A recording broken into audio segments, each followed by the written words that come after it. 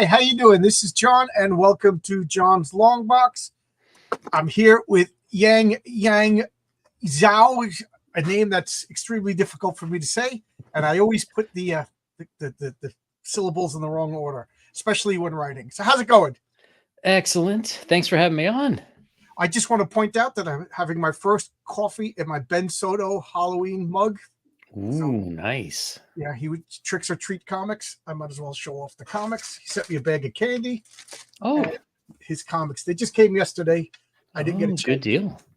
I tell you, 2 days in a row, I haven't read any comic books. I just been Really? just been visiting the doctors. You know, I'm trying to get cleared to go back to work, but looks like it ain't gonna happen that much sooner. This came in for me yesterday or the day before. Oh, cool.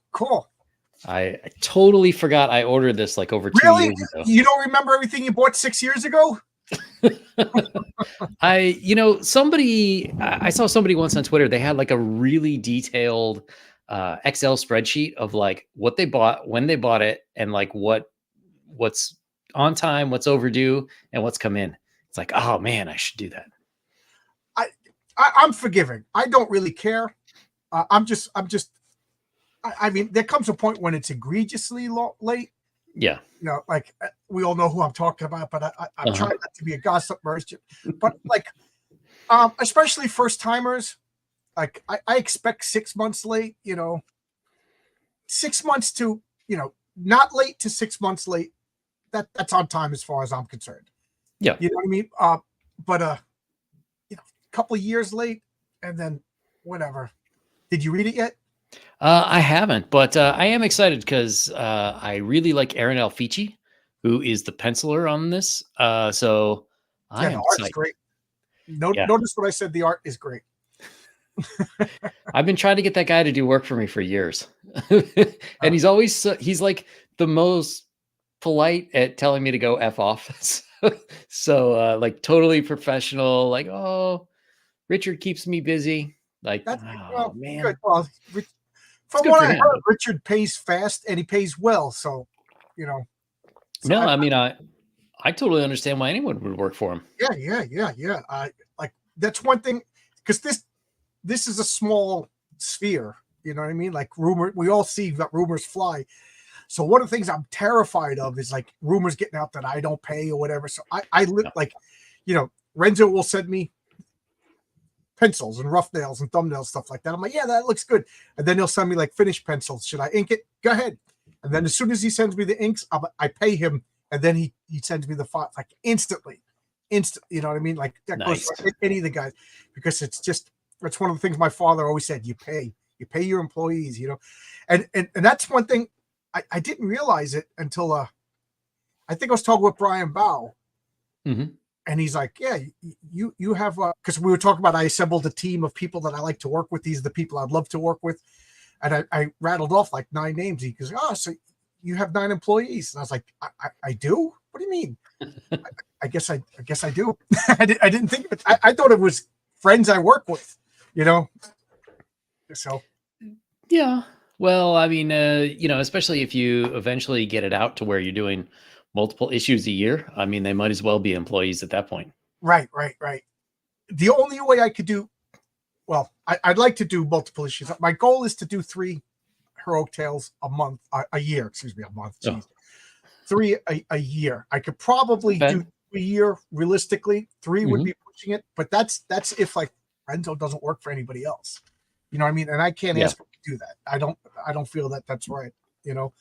So the only thing, if I wanted to, I might do 2 Heroic Tales a year and then a side project. The side project I'm working with right now is Oscar. Did you see the cover? No, I haven't seen the cover. Let's see it, man. Yeah, I of course I'm not prepared for that. And while I'm looking for it, tell us you're working on something. I am working on Empire of the Undying Sun, which is my D&D campaign guide for 5th edition. And it is funded. We're on Kickstarter. It is totally funded. We are into stretch goal territory now. It is a horror campaign where we go through various kinds of horror. You've got like overall cosmic horror. You've got haunted house. You've got the paranoia of being in enclosed space, not knowing if the people you think are real are, sort of like The Thing. We have the horrors of being hunted down, never having a moment to rest. You end up in a giant pyramid that transforms like a Rubik's Cube. I mean, it's got all sorts of great stuff. We bring back a lot of good stuff from the old days. We got wargaming from Chainmail. We got a new character class. We got the Dream Realm. So one thing I never liked about D&D was what they called the astral plane, which was like supposed to be a mental dimension. So I basically remade it, sort of like in a very Chris Claremontian Professor X Shadow King Battle Zone type of way. So you can, it's like everything that happens in there is totally dream logic. So if players want to be 50-foot tall lizards, they can appear that way. If they want to, be able to fly when they normally couldn't fly, they could do that. And one of the great things is there's other creatures there. So in the dream realm, you go there every night when you go to sleep, right? It's just you generally don't remember what happens when you wake up in the morning. But sometimes you have a nightmare. Well, that's you, or something is fighting you, something is attacking you. And we've got mechanics in the game so where you can make it so that there is a Freddy Krueger-like creature after one or many of your players.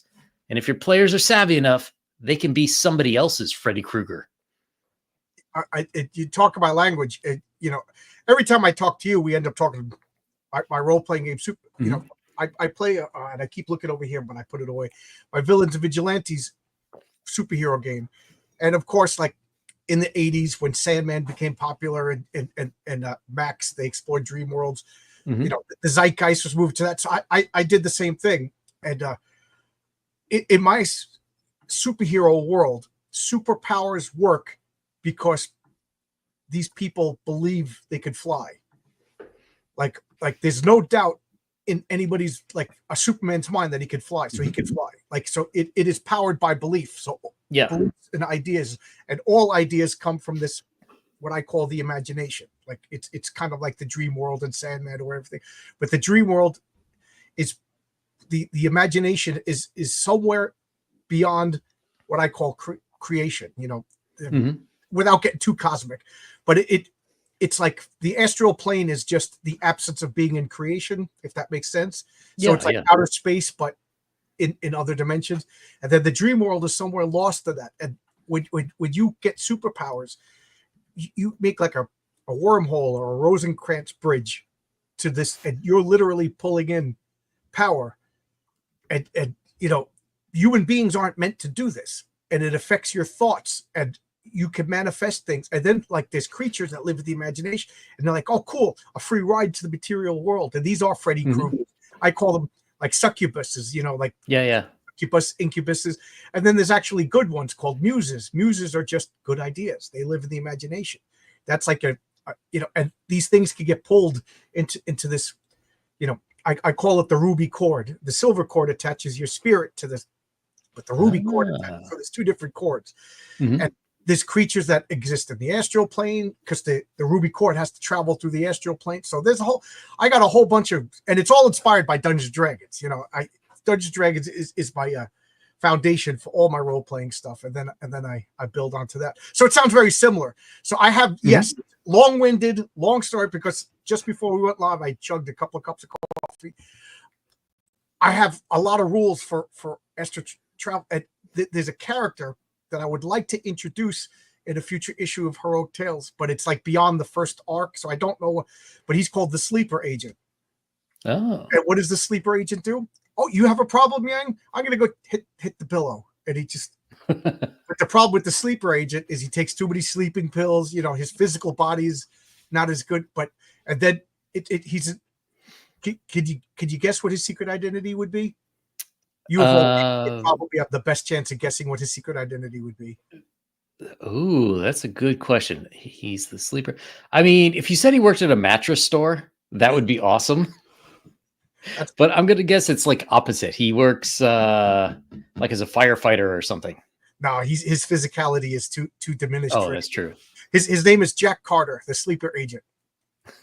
Do you know why? Uh, no. Because he's related to Randolph Carter and he's related to John Carter, Warlord of Mars, both of whom travel other dimensions. So there's something. Oh, very cool. Yeah. So Randolph Carver being the basically Lovecraft's self insert, and so he travels, to solve sleeping problems. Lot inspired by the first appearance of Doctor Strange when he fights Nightmare. So I got all of this stuff somewhere down the line too, and I love, and maybe in the future if I'm successful enough, me and you could help. I would like to do a role playing game, a Heroic Tales role playing game.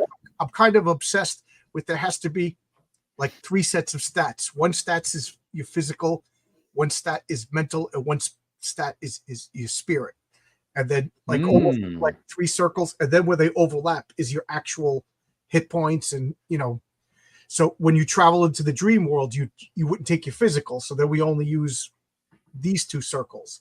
When you travel into like the astral, but on rare occasions you can physically open a portal and travel into the astral or the imagination in a physical form, and then that causes its own problems because matter warps reality, and then you think matter would definitely warp spiritual and imaginary world. But anyway, this is how lunatic I get with my role playing game. But we're talking about the Empire of the Undying Sun. So it's already funded. You are definitely going to get your books. Cool. Or PDFs if anybody buys it. We got a lot of great art. Now we talked enough about imaginary and astral stuff. I want physical prime material plane stuff in my hand. All right, it will be. So the book itself should come out about a year from now. My goal is to get it out before Halloween. So since it's a horror campaign, it'd be great to start off before spook season really begins. But the PDFs will start coming out next month. Oh, cool. So people will have the PDFs available to them next month. Did I hear that correctly? Yeah. So they're not going to be 100% finished for a while, but I've got chapters should have 1 to 6, 1 to 7 done. The new character class, which I call an empath, that should be done. There's talent trees; those are done. I just got to shoot them off to my editor for one last quick edit. So there's plenty of material for you to start playing through while I get the last. Really, it's chapters 8 is like 70-80% done, but it needs a good edit. 9 and 10, I have good outlines, but I haven't actually written them out yet. And then over the course of the year, there will be updates, which will mostly be art updates. Okay. I love this is just harkens back to just old TSR, 1978, red box D&D, and I love it.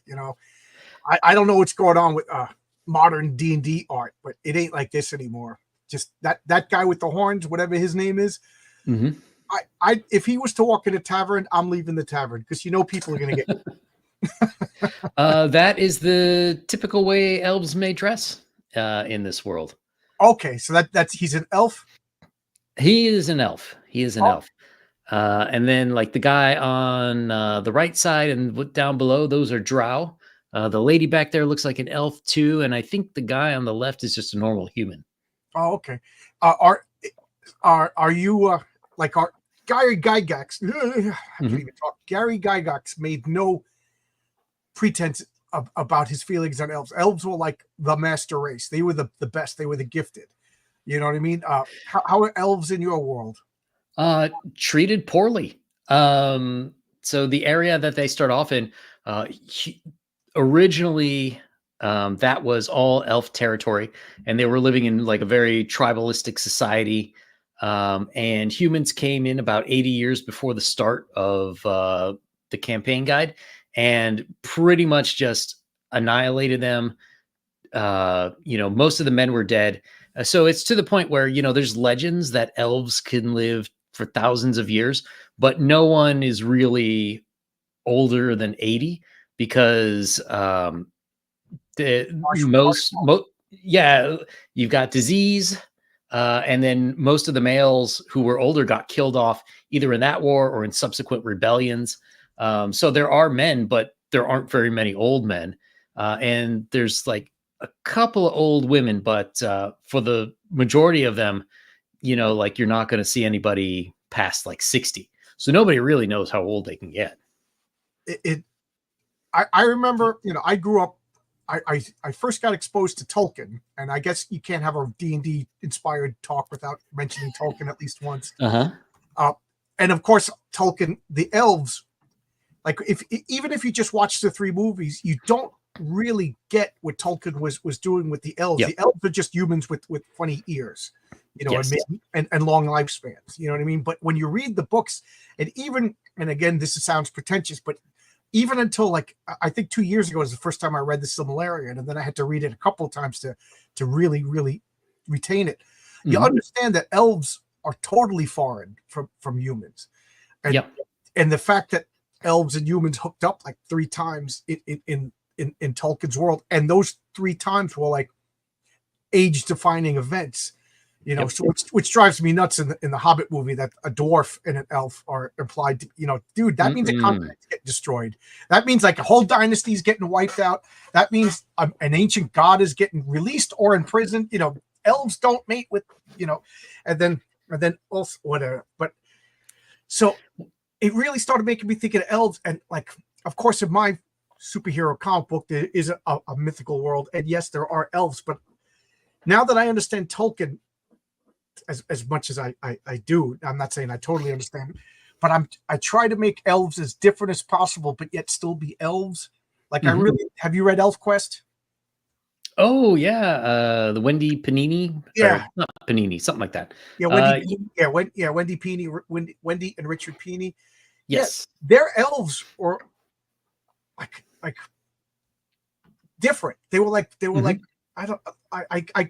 isn't really an analog of human culture, because usually Star Trek, okay, the Klingons are Vikings, the Romulans are Romans, you know what I mean? Like, I'm sure somewhere there's like the Ming Dynasty alien race, but Wendy Pini, the elves aren't just a Vikings or Northern European. They kind of are like their own thing, and she made them different, but yet mysterious and magical. And just like your world, the elves, they were still like 200 years old, but they literally didn't know how old they could get until they went beyond the valley and they saw like 1,000-year-old elegant like elves. And even the elves were like, just imagine you were like, some newborn 200 years and you meet Galadriel for the first time or something. But so long way around, I'm begging the question. So like I just wonder, is there like a hidden dungeon somewhere or a hidden city where there's like 2,000-year-old elves and it's just like, they found us, the jig is up? Well, but I will say that the Drow in my world, there very well may be some relation. Some of the learned people know that the Drow did not originally look like they do now. They're from another continent, from the elves, but they were effectively kicked out of their city and driven into the desert and cursed by a god, so that as they wandered the desert, their skin turned black as night, black as coal. Yeah, I the Drow, the dark elves in my world, they went underground, digging for whatever it is elves look for, and they encountered something horrible that transmitted a disease to them, and literally their disease, their religion is spread by disease. So if a Drow was to touch you, you would get these germs, these sentient germs, and next thing you know, you'd hear the voice of their goddess in your head. So don't shake hands with Rosamund. Your world is okay. They're just evil, or are they evil? I'm gonna go with it's kind of a matter of perspective. The people from the Empire of the Undying Sun, they would say the Drow are evil. They're horrible murderers. They just steal. The Drow, on the other hand, would say that they were forced out. Right. Uh, that there was an unbroken line from an emperor from the origins of time down to them, and they were usurped and driven out of the kingdom. So they're living. Well, they're actually living in an ancient city under the ground, and they're raiding supply, um, not wagons, but Caravan. caravans and things like that. To get enough supplies to stay. So are they evil? Are they not evil? Well, that's depends on how you look at the situation. Well, no. If you read the new rule book, no race is inherently evil. Everybody's good, and even the Yeah. orcs are just misunderstood. Are there orcs in your world? I know we talked about this, but I don't remember. Oh, look at that classic map. That takes me back to grade. Thank you. I did that one. There are half orcs. So far as we know, there are not full orcs, but there are rumors of them. The half orcs are known to be like a very warlike people, easy to violence, but they're able to live sort of like on the edges of civilized areas without too much problem. But legends have it orcs were 1,000 times worse, constantly raiding, raping, and pillaging everywhere they go. So I don't know. Should they turn up? It wouldn't be good for the people they turn up for. So in D&D, like they have like demi planes, like Ravenloft is the demi plane of dread or something like that. So is the Empire of the Dying Sun, is this like just your campaign? This is your main world, or is this like a demi plane? Like if I was playing on the regular world, can I travel to the Empire? Well, so that's one thing I kind of didn't like the way that they did it. So in this world, something happened over 100,000 years ago, and the gods all got together and they created kind of like barriers, and they broke up the world that was, and now there are barriers where you're not supposed to be able to cross from one area into the other. So originally, all these other planes were all part of the same world, but now there's like rumors because every once in a while something will be able to slip through, although you couldn't like intentionally plot a course.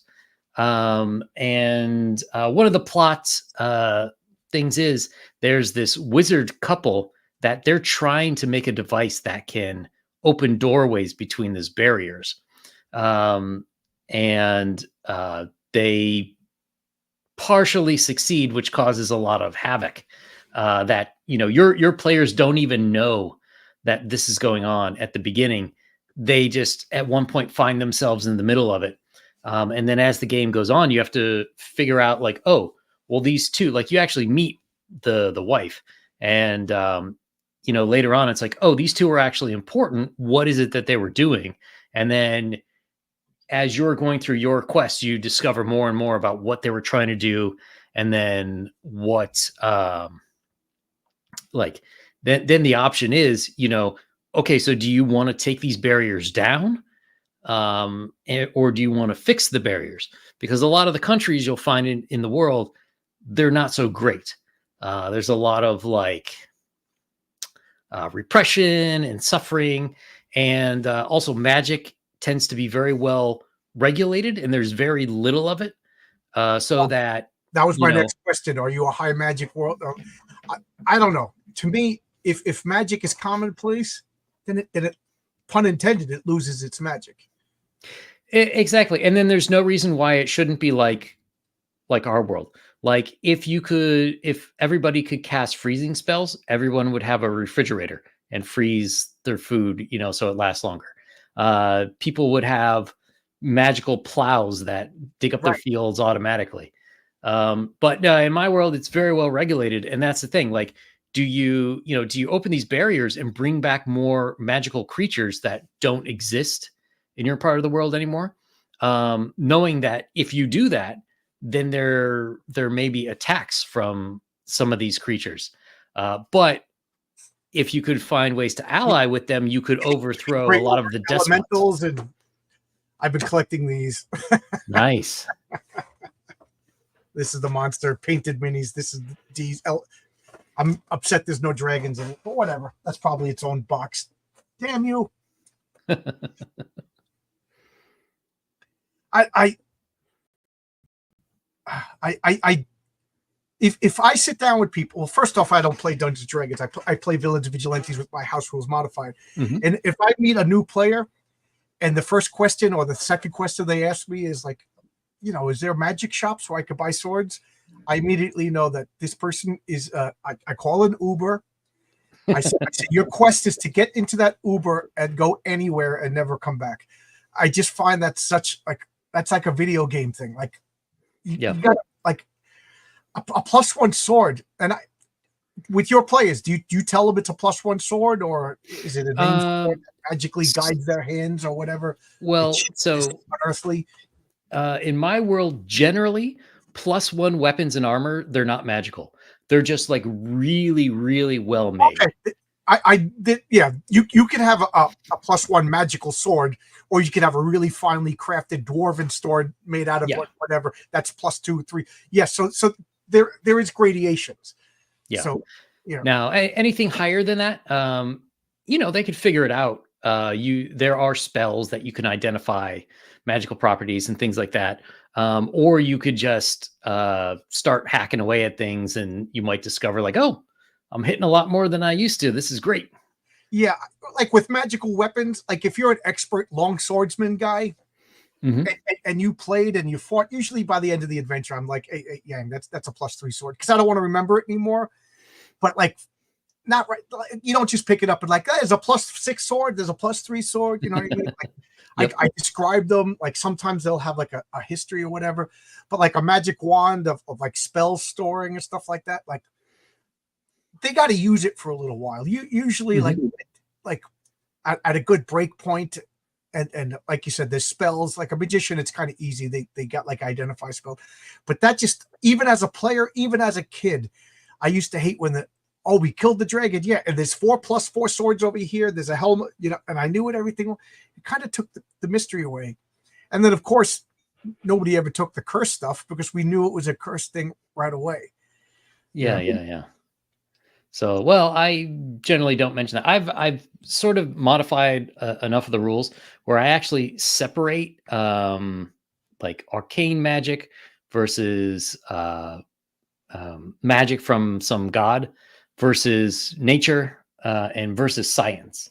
So like you can it's not made to be a steampunk world, but like there is one country that's like just on the verge of an industrial revolution. It's not quite there yet, but you could have people who like there's an artificer class, which is that either they are using magical stuff that they build to enhance their character, or you could have you could say it's just natural and it's science.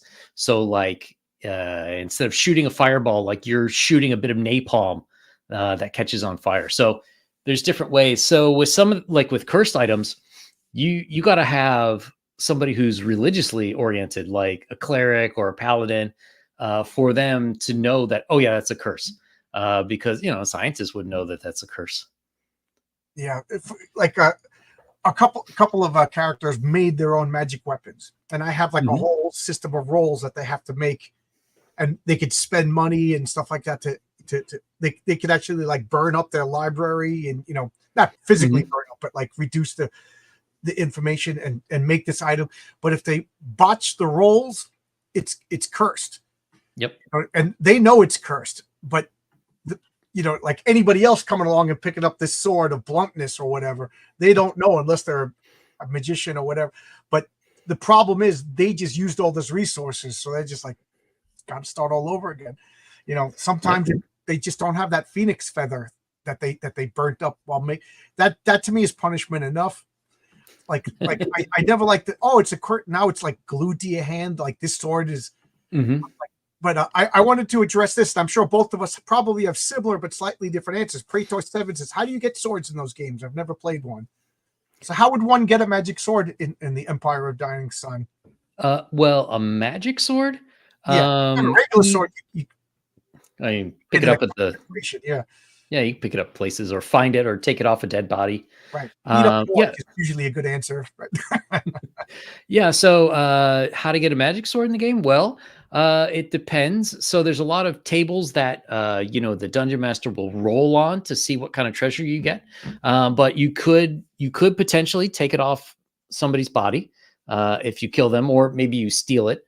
It could be you find it in a buried cache or in a tomb or something like that, or your character could make it potentially, or you can hire somebody else. Like if a very high level wizard owes you a favor, maybe you can have them make one for you. Yeah, it's going to cost you, but like a lot. I'd say 90% of the magic items, magic weapons, magic armor, magic potions, my players rather, got them from the enemies. So like this guy in plate mail comes out with his flaming sword and they defeat them. They take his flaming sword. And but I remember that was like a big revelation when we were kids. Like they fought this goblin, like of 7 goblins, and they all just had sticks and bows and arrows, and then they recovered like magic bows. One of the players was like, well, why didn't the goblins use these? And I was like, well, you're going to regret that, because the next batch of goblins is going to use the magic axe, against you. So yeah, I also have like a system, like if you're a heroic fighter and you hold off, you hold off the bridge for the orcs or whatever, and you do this heroic deed, your sword could become magical just from a heroic deed. So that I have like this system. Hasn't happened to any players yet, but there has been like legendary, the sword of, Praetor 7, who held the bridge at Isengard and, allowed and he died. And when he died, his heroic epicness went into that sword. And when you find this sword, and orcs don't want to touch it because it burns, things like that.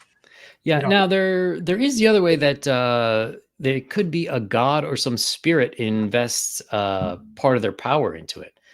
So if you're the chosen one of, some such goddess, maybe she will give you a magic axe that cleaves through undead creatures or something like that. So all that's possible. And of course I play my superhero game. I also do pirates and other stuff with the same system. So sometimes we'll be playing with the new player in the superhero game, and they'll beat Dr. Doom, and Dr. Doom will have his his ultimate nullifier weapon. And then they beat Dr. Doom and they're tucking the ultimate nullifier in their belt. I'm like, what are you doing? It's like, I beat, this isn't Dungeons and Dragons. Spider-Man doesn't keep the ultimate nullifier. The ultimate nullifier goes to shield, Reed Richards goes home and invents one. But like, when was the last time, you saw Superman just like, oh, cool. I got a Doomsday's power gun or rocket lance or whatever. You don't equip superheroes, but that's a hard concept. D&D, loot the corpse. Superheroes report it to the government, or they bury it somewhere in Area 51. We played a Star Trek role playing game, and nice.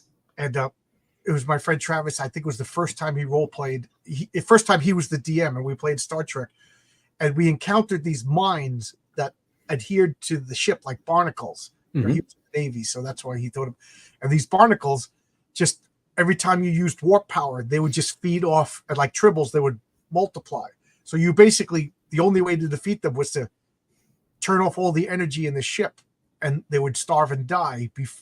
So you just had to like, guys, dress warm. The ship's going to get cold. I just hope that enough of them would die off. So of course, what do? We beam a couple aboard the ship. We put them in like ice things, and we're going to use them on Klingons. And he's pissed now because we have a tactical advantage, because we. Nice. And I'm like, that's what happened. That's the mentality. Why wouldn't the Enterprise do this? Why wouldn't Starfleet do this. And we compromised. We sent it back to Starfleet, and then, but we never got to use the advantage. But that's Dungeons and Dragons thinking: loot the corpse, use the weapons against the enemies. Yeah, I mean, I think that's the way to go. A good game will reward ingenuity and thinking about how to do things, and that's one of the things that I want out of this game is for the vast majority of encounters, you may not actually have to fight whatever it is. You might be able to talk your way out of it, bribe your way out of it, get around it somehow. Punching everything is certainly a valid play strategy, but there should be other ways to get around things.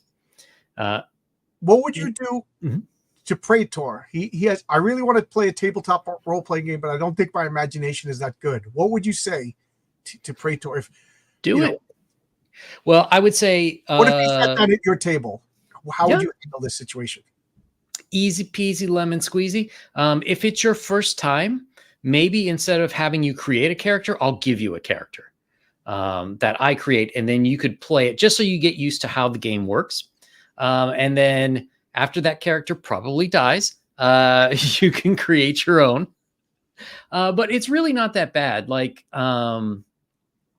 the only time things can get a little dicey, I would say, is like when you have a lot of people who are experienced and they enjoy role playing, and then somebody who's new, sometimes they'll get intimidated. So it's a little embarrassing sometimes if you're not ready for it. Like a guy who's really into his bard character, singing and whatever. You're like, what did I just get myself into? Exactly. So yeah, like a bard's a good character. So a bard is a character that traditionally would be like a performer, and that's part of their abilities. So like you're playing your lute, you're making up songs as you go along. But you don't actually have to do that. Like you could just tell the DM like, okay, like I want my guy to play a song that would distract the guard so the other players can go around him. So that's all you have to do. You don't actually have to make it up. A lot of people like to, but you don't have to. So then, the DM will describe it like, oh, you pick up your lute and you make and you find a bow like from a violin and you start playing it with that, and the guard's like, what's this guy doing? And you're going on and you're singing a song about Lusty Lucy the bar wench or something, and he's totally enamored with your song as your friends sneak past him. That's all you got to do. Same question for Praetor.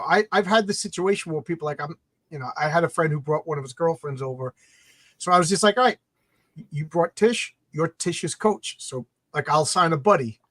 Jimmy, I've been playing with Jimmy since third grade, so Jimmy, you get the new guy, and I call it drip release. If you just overwhelm a newbie with all the rules, that like my wife gets panicky. She's like, I can't remember all the rules, and I keep telling you don't have to know. I remember all the rules.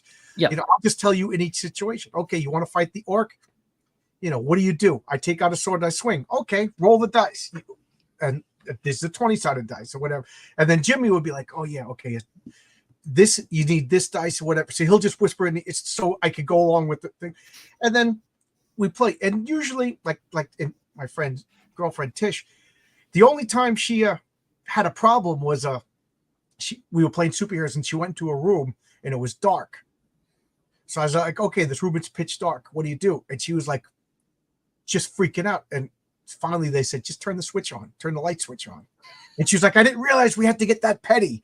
You walk in, but I wanted her, you got to tell me what you're doing. Like, I just wanted to make it clear. But don't tell everybody the rules. You just overwhelm them. You give them enough, and then basically the player has to trust the DM that I'm not, because I look at it as if everybody had fun, we succeeded. And I tell you, that's the important thing. Do you have like a critical fumbles and critical failures and spectacular? Because I incorporated that, and sometimes that's the most memorial part of the night. Like I have that as an optional rule for the game because it's pretty much been taken out.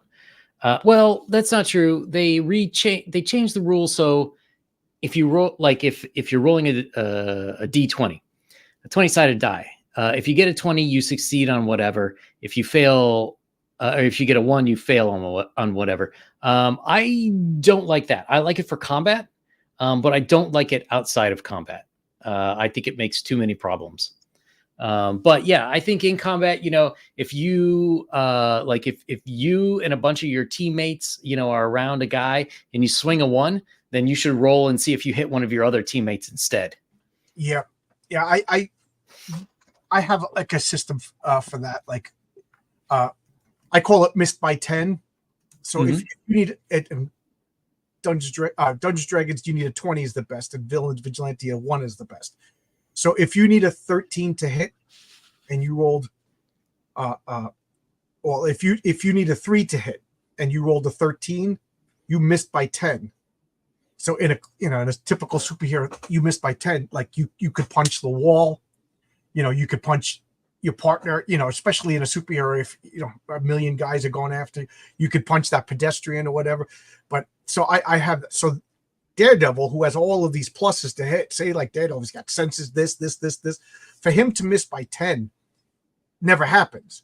You know what I mean? Because he'll hit on a 1 to 18. So it's almost impossible. But like Joe Schmo, first level guy, he's that that second grader throwing punches that just don't even connect. So I like, and I think it's fun. And then of course there's succeed by 10. So if you need a 13 to hit and you rolled a 3 or a 2, you hit so hard and so solidly because there's a roll system. You know how Ben Grimm's like, I rolled with that punch. You can't roll. You just For Daredevil, he may not be the strongest guy in the world, but he could take out the Kingpin because the Kingpin can't use his innate defenses and stuff like that. And I tried to. If I'm going to teach the players all the math, oh my God, they just look at me. But I kind of. That's another thing. Do you tell your players what they need to hit? Okay, you need a 15. Roll. No, they have to figure it out. Like I'll tell them, like you succeed or you don't succeed, and if combat goes on long enough, they figure out what the number is. Absolutely, I like that because, like again, 2 guys team up. The guy, and again. I'm just going to keep everything in Dungeons Dragons terms. So the higher you roll, the better, just for the sake of this conversation. So you throw the orc attacks and Jimmy swings and a 17 misses. I don't. Oh yeah, he missed, or he put up his sword and parried. You blocked it with. Jimmy's like, uh-oh. Like I don't know what I need to hit, but the only numbers left are 18, 19, and 20. So that's not good odds. Paul. Fire up the fireball spell, get the lightning bolt. You know what I mean? Or maybe we should start talking to this guy. But I love that. But then consequently, if they rolled a 2 and they hit, that really doesn't give any information. You know what I mean? Yeah. Yeah. They're like, oh, actually, it does give a lot of information. It lets them know that this guy's easy to hit or whatever. But like what I meant to say, if you roll a 10 and you hit, that's still 50-50. That's like I missed on a 10 or I hit on a 10. All right, I'm going to waste another attack gathering information. But again, like my buddy's girlfriend, she's not mathematical, so she didn't and the boyfriend was very mathematical. So he was telling her your odds and percentages and stuff, and you just look at him like, Well, that's one of the things about the game is it's nice for different kinds of people. Like if you're techie nerdy and you're into like, oh, I need a +1 here and this there, it's got all sorts of nitty gritty stuff for you. Whereas if you don't care at all and, math gives you the heebie-jeebies from Mrs. Jones in the 3rd grade, that's fine too. You can just describe what you're doing. Right. I think it's, you Dungeons Dragons or Villain Vigilantes, whatever you want to play, Gamma World without math. Then it's just a bunch of guys sitting around a campfire telling each other a story, or it's improv night at John's house. You know what I mean? Which that's also fine too. But and there's a role playing game that called Toon, which is all improv. There's no dice or anything, and the premise of that game is you're Bugs Bunny, you're Elmer Fudd, and I shoot you. Yeah, well I pull out an anvil and block you. Oh yeah, and if you stutter, then you fail. So. There is that. Sounds fun. Yeah, it sounds fun. But to me, that seems like an acting exercise. But I'd like to try it. But And Prater, if medieval fantasy Dungeons and Dragons isn't quite your thing, there's plenty of other games you could try. There's a game called Dread, which is a role-playing game, but instead of rolling dice, you pick blocks out of a Jenga tower. yeah, You could go for something more modern. I just had a guy on my channel earlier this afternoon, Ed Jowett. He is making a game for 80s action movies.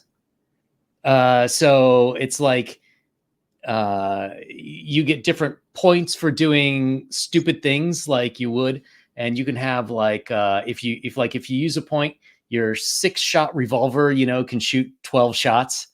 Hollywood mini shooter. Yeah, and like if you have like a plan to break into somewhere, the more complicated and ridiculous the plan is, the more likely it is to succeed. So there's all sorts of different games. There's In that game though, there has to be like, okay, it's time for the montage, and then you got to describe the montage, and the better you describe the montage. I wish I had thought to ask him that. There's 80s, whether it was high school dramas or action, it was always a montage. Yeah, and Praetor, yeah, like I mentioned that there's this game Toon, which is silly cartoons. There's Dungeons and Dragons, which we all know it is. I play Villains Vigilantes, which is it's supposed to be 4-color superheroes. I modified it more for I don't want to say dread, but I mod it for it because if you know you're always going to succeed, it's not that fun. Yeah. So I modified it to make a very realistic chance of death and destruction. There's Gamma World, which is like post-apocalyptic mutants and everything like that. There was a Call of Cthulhu. Call of Cthulhu, yeah. Well, there's modern Call of Cthulhu. There's military Call of Cthulhu, the Delta Green. Oh, have you ever played another one? No. Oh, Delta Green it's modern day world, and there's like alliances. Like, okay, we know that the Deep Ones live there. They trade us secrets. We work. Oh. So like you can't just walk into a town and annihilate everybody. Yeah, I've got a module that I'm planning on releasing next year. It's kind of based on D&D rules, but it's a Halloween module, so you play with candy. In order to use your abilities, you have to eat candy, which sounds fantastic when you start, but after 3 hours of constantly eating candy, it's like a real endurance thing. Like, is it really worth it to eat 10 more candy corns? It's not even worth it to eat one candy corn. But M&M's, forget it. I'm the 12th level champion. So I promised I'd show this cover, so I'm going to just going to bring up Oscar just because it's so good. Where is it now? But check this out. This is the cover to Eddie is Doomed. Oh, that looks great. I haven't seen that. This is myself, Eddie Carano, and Tonic Ball. All three of us are going to be working on a project. Oh, together. Nice. So Tonic Ball is going to be drawing the real world story of Eddie, a comic book fan, who is a 35-year-old man whose father is kicking him out. Finally, the father is retired and says, "I'm moving to Florida, Eddie." And Eddie is doomed because of that, because, Eddie's whole life he lived in this house. Eddie's not a bad guy. He just took the easiest path in life. He got a job at a supermarket right out of high school, or during high school, stocking shelves. And now he's 35. He's the manager, never moved out of his parents' house. And now his world is crumbling. And so he goes to the comic book store and he gets a comic called The Doomed Earth. This is 1986. So there's no internet to preview. So he's like, what's this comic? And he's like, well, Top Comics want it to be more like Premier Comics. And they think if they have Earth A and Earth B and the Golden Age characters and Silver Age, it's too confusing. So they're going to merge all the worlds into one world in a new modernized setting. And Eddie is just, his real world is crumbling. His childhood is crumbling. And poor Eddie is doomed. So I describe this as Love and Rockets meets Crisis on Infinite Earths. So I already wrote the script, but I wrote a 22-page comic book, all Eddie. And then I sent Oscar a couple of, doodles of the characters. And Eddie made these superheroes so good. I now have to make another 22-page story just for the Earth and intertwine them somehow. So this is I can't wait for this. But anyway, like we were saying at the beginning, I want to make 2 heroic tales and then maybe a spin-off for something like that sooner or later down the line. Okay, Marcus says he likes candy corn. He's got his what is it when you go into diabetic shock, an EpiPen or something? He's got his insulin. He's got his insulin pen. He's gonna dominate your game. Hey, Emily, how you doing, Emily? Yeah. What was I gonna say now? I distracted myself. But you also offer a wooden shield and a wooden box. A shield meaning a DM screen, and you make it yourselves. Yes. So that is the top tier. It's I don't even remember what I said it was, like $300. So it's going to be some kind of a premium wood, depending on what's available. I think I said oak or maple, but it is a wooden DM screen, 4 panels, which is great. And then it's got magnets on it. And it'll come with a little bit of a steel thing there. So you could paste up whatever papers you need. Sometimes you want to see the character stats. Sometimes you want quick access to rules. The part in the center there where the dice are, when you're playing, you could use it as an area to roll your dice. But if that's deep enough so you can have at least 2 of the books. So you'd probably want Empire of the Undying Sun and maybe the player's handbook to go in there. And then the large... And you're making this. Yeah, I'm making that. That's the part that impresses me the most. I mean, I could cut wood, I could build a fence, but I couldn't do this. It's all handmade.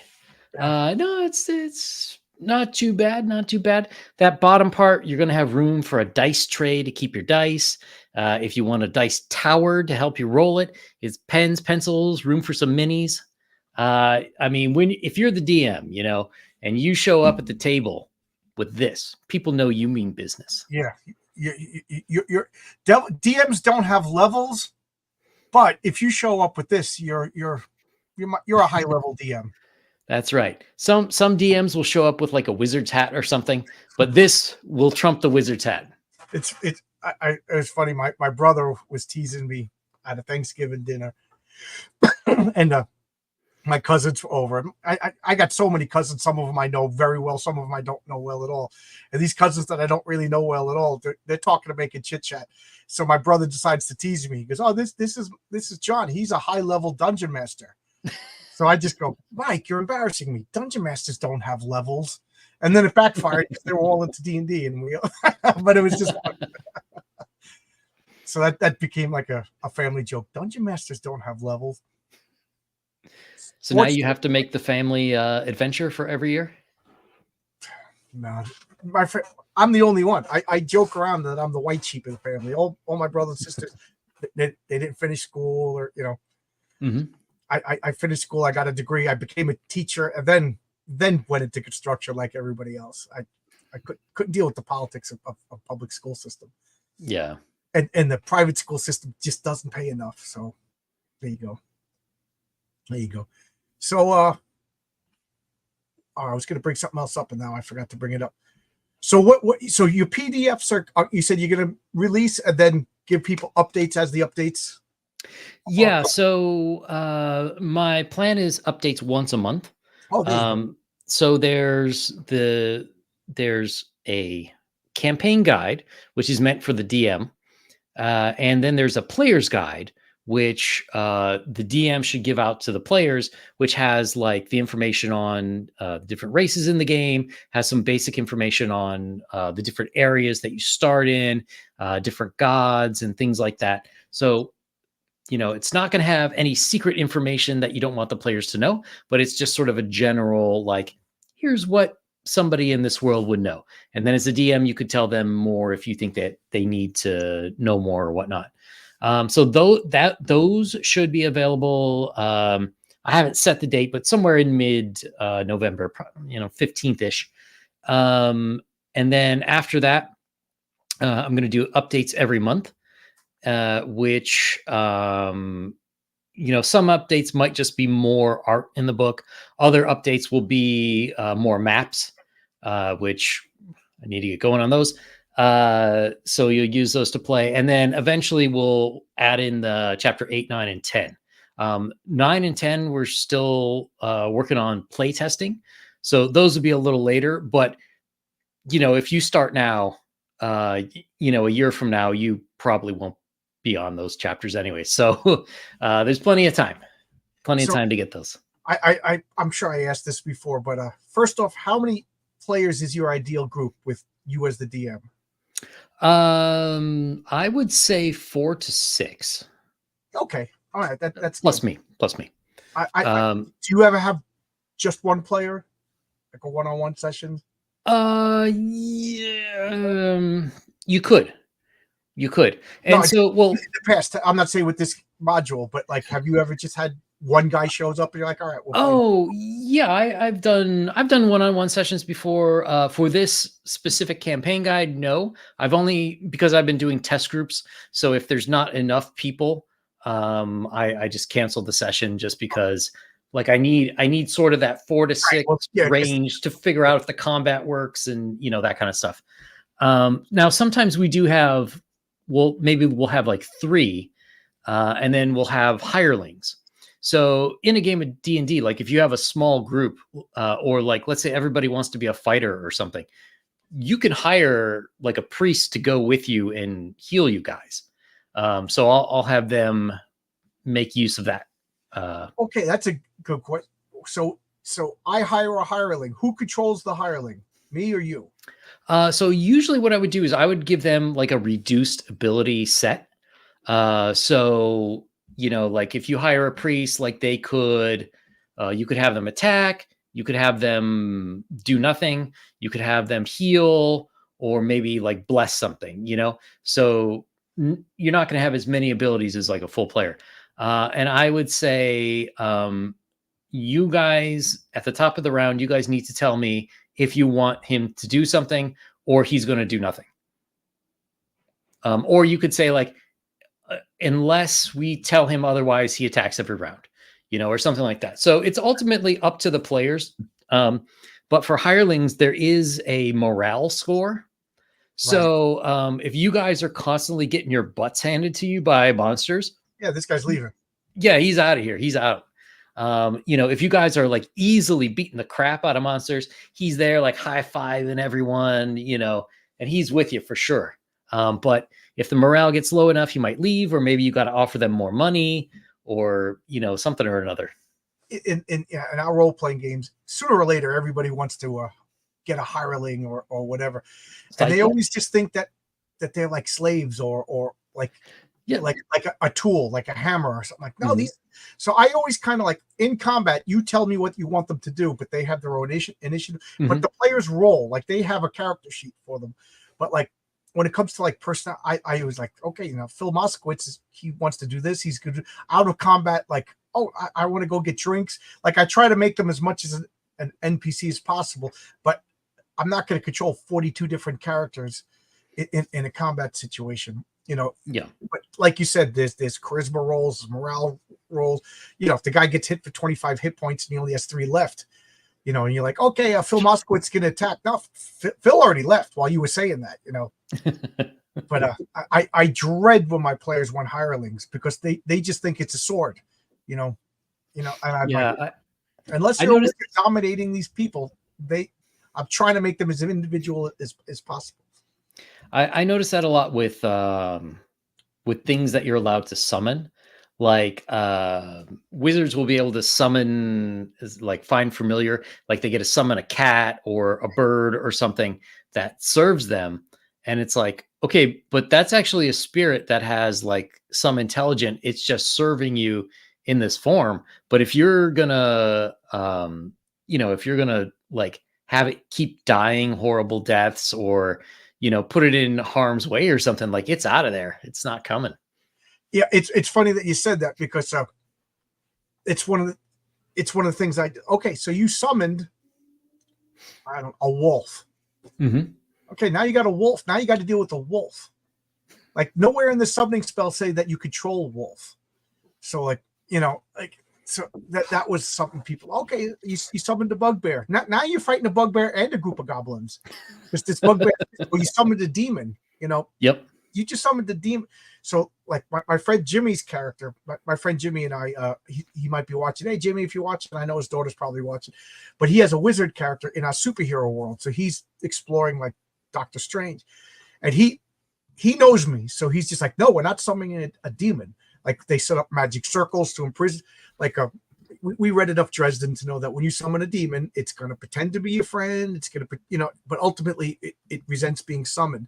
So is this like part of your magic? Like would a wizard summon a demon to help them fight a dragon, or are you summoning demons because you are shit out of luck, or you need something that only that like I don't know, like summoning powers or freaks, even elementals. This is to me like, oh my God, we are doomed if we don't do this. Yep, exactly. Yeah. So you need like control animal. If you're summoning a wolf, you better have that druid ready with that control animal spell right next to it. Otherwise, you got a wolf attacking you at the same time. Or at the worst, it's at the very best, the wolf just runs away because it's like, what the hell am I doing here in a cave? I like the forest. And it's funny, one of my friends cast speak to animals, and they found out that speak to animals doesn't confer intelligence. The squirrel was just hungry. Do you have food? Hungry. He's like, all right, I just wasted my spell slot for the day. Speak to animals is a useless spell. Yeah, you got to find the right animals to use it for. Yeah. So I don't know. I tried to make a little bit of realism. I'm just trying to see any comments in here. What would you play? What do you like playing? Are you the wizard? Are you the priest? Are you the warrior? I've played most things. I really enjoy playing a monk. Okay. Monks are fun because you're just punching the crap out of things all day long, and pretending to be righteous about it. So that, or I would enjoy. I haven't had a chance, but I want to play a cleric in some campaign. But my ultimate, I had a character I got to play in a one shot that I never got to turn into like a character for a campaign. His name is Tycho Haxon, the Bard.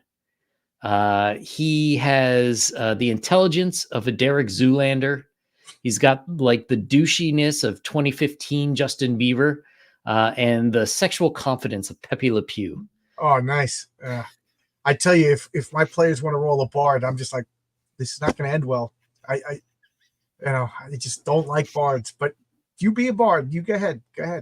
Also, you want to be in a wheelchair? You could be in a wheelchair, buddy. You're not getting the second level. Do the summons have some choice in the summoning, or is it just an involuntary teleport? Good question. What do you think? Well, you get, according to the spells, at least in the 5th edition, you can get a choice of what kind of spirit or demon or animal you summon. Like you'll get a choice of that. And some of the spells will specifically say like, they won't attack your party or they'll follow your commands. Depending, so like you might start out okay, but if things start to go wrong, you might have to run. Yeah, I always made it like, it was kind of like, okay, you're summoning, I keep saying a wolf. You summon the wolf, boom, you just got a wild animal that's probably panicky. So you wouldn't do that unless, in Lovecraft, the famous quote, I forget what the name of the story is, but don't bring up that which you cannot put down. You know what I mean? Yep. Don't summon anything unless you got a fix for it. So like the players like, but I do like the idea of like, if you're summoning an elemental, like you better be able to control it, or control it or anything like that, because it's powerful magic. But like a demon, my player character only summoned a demon because that specific demon knew something very specific, so it was just a bargaining session. And the demon was like, what, I can't escape your circle, but you can't compel me to answer your questions. And you can't compel. So it was like, you either trust me or don't trust me, or give me something that I want. Tell me something that I could use where I live. You know what I mean? Things like that. So it became like a role-playing session of getting information. And it was a lot of fun, but it's not in my, in Dungeons Dragons, if I was to play, you're not just going to summon some sort of devil to help you fight your way out of an orc horde. because they're supposed to be super intelligent, vastly powerful, and that's like using a nuke. You know, you're using a nuke, and you're not sure if you're close enough or far enough away from ground zero. So, yeah, even the bad guys wouldn't. You know, if you see the bad guy summoning a demon, you're like, either we are really close to something we shouldn't be, or we truly don't understand what's going on. So I hope that works, Zarkan. Some concentration spells double as a sort of charm spell. Yeah. Keep in mind, I don't play Dungeons & Dragons, so like unless the player made their own spell, you know, and then they have to tell me how it works, and then how successful they on their rolls tells me. If they don't include some sort of way of controlling the wolf that he summoned, then they're getting attacked by a wolf. But if they make this, so I have access to all the world spells, and I'll give them spells. And then sometimes I realize, because of poor writing, that they could take advantage of it and get like I made one spell that was supposed to be totally useless, and man, did they figure out a clever use of this spell. And I was like, you know, I gave it to them. You know what I mean? So I can't argue with it. But to me, that's part of the fun. Now, when you play, growing up playing Dungeons & Dragons, I had about 4 different DMs, and all of them, it kind of became, how can I screw over the players? So I kind of resented D&D, because I always thought it was like the players versus the DM, and the DM could cook the books any way they want, and it's kind of fair. It's kind of fair. You can't really argue with the DM. And then then later on, when I got a little older and I learned about Gary Gygax and the way he played, I kind of got the feeling that he was like, okay, they got too powerful. I'm just going to make this to screw them. Okay, they got to counter to this. I'm going to make this to screw them that way. Like I'm like, don't like I always say, like Richard C. Meyer, don't kill the Jawbreakers in the first issue, and then 6 years you're worrying about bringing the Jawbreakers back. Don't release anything into your campaign unless you're willing to deal with the consequences. You know what I mean? Like, you know, don't give them the power to have a wish ring, and then these people wish for godlike abilities. Well, that's your fault. So, long story short, I don't feel that it should be player versus the DM. I think it should be, we all play together to have fun. I would agree with that in general. However, I think that there can be times, you know, the DM should more or less be a neutral judge. But there can be times when things get too out of hand, so that it's not really fun anymore. And fun should be the ultimate goal of the game, that everyone's having fun. Absolutely. So if, you know, sometimes the players will be too powerful, and it makes it not fun, because then everything is too easy. There's no real reward for them doing things. So you could have it, you know, if they somehow have way too many magical items, well, in the night, ninjas stole, you know, their magical gear, and they got to find it back. Now, a lot of people would complain like, oh, that's terrible. You can't take away their stuff. To which I say, yeah, I can. But I mean, I'm big on like, okay, so you hit that fire elemental with the sword, you know, well, we got to make the rolls to see if the sword survives. This is magical fire. And then after doing that 2 or 3 times, I don't feel that that's DM screwing with the players. Right. That's a logical consequence. You're hitting magical fire with the iron weapon or your wooden club or whatever, or even punching it.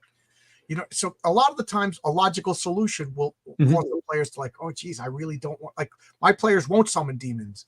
You know, my players, they hear there's a dragon, they're just like, oh my God, we are not going anywhere near this dragon, because you know, a dragon using V&V rules. Kevin in the chat will tell you this is a thing with like 2,000 hit points. You ain't fighting that, you know, and like a lot of things I do is like, magic weapons require charging, and charging is expensive, you know, a lot of self-regulation. So like my friend Daniel's wizard character, he will not use his magic atomic weapons, for lack of a better term, unless the needs are dire, because he knows it's limited. Yep. And there's other things too, like there's a case of murder hobos. So murder hobos are basically, the party goes around the countryside, and every problem involves killing people. So, if you've got like this high body count and you're going from village to village, eventually people are going to come looking for you. It could be the king's like, holy shit, there's this band of marauding psychopaths in my kingdom. I have to send the army after them. So you could do that. You could have them get arrested. It could be like this villager hires a group of assassins to kill you because you killed her husband or something. So there should be logical reactions to what it is that your players are doing. But sometimes as the DM, you need to step in and put that kind of thing, that kind of obstacle in their path to let them know like, yo, you can't just be the murder kings of this world. Right. Yeah. For those of you who are new and never played, I say that the old school DM games that you and I probably played as a kid, it was a lot of slash, meaning yeah, you just kick down the door, kill the orc, take the treasure. And that's, at some point I was like, why is there a dragon trapped in this dungeon and he's not eating all the orcs and he's not eating, the displacer beast, you know what I mean?